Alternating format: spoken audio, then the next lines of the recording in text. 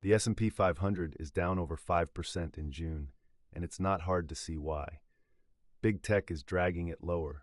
Apple, Amazon, and Google are all in the red, with some stocks plummeting as much as 15% in a single month.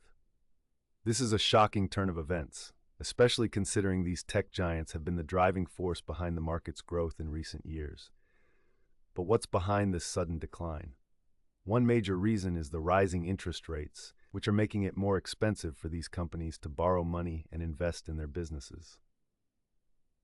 Another reason is the increasing competition in the tech space, as new players enter the market and disrupt the status quo.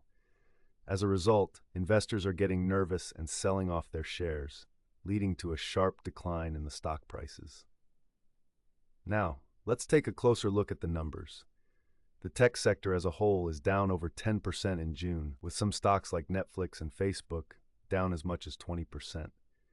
This is a huge drop, and it's not just limited to the tech sector.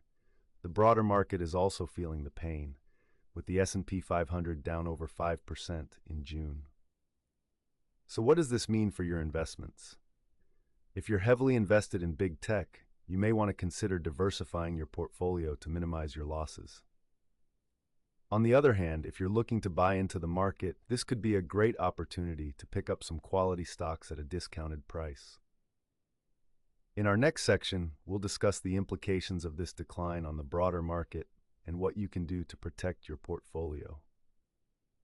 The big tech bubble has been growing for years, with some stocks increasing in value by as much as 1,000%. But now, it seems like the bubble is finally bursting. The question is, what's next? Will the market continue to decline, or will it rebound and continue its upward trend? To answer this question, let's take a look at the historical data. In the past, when the tech sector has declined, it's often been a sign of a larger market correction. But it's not all doom and gloom. There are still plenty of opportunities to make money in the market, even in a declining tech sector. For example, you could consider investing in other sectors like healthcare or finance, which have been performing well in recent months. Or you could look into dividend-paying stocks, which can provide a steady stream of income even in a declining market. The key is to stay informed and adapt to the changing market conditions. So, what can you do to protect your portfolio and make the most of this situation?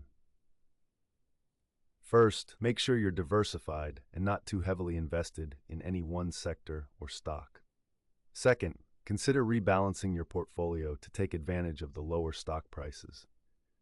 And third, stay informed and up to date on the latest market news and trends.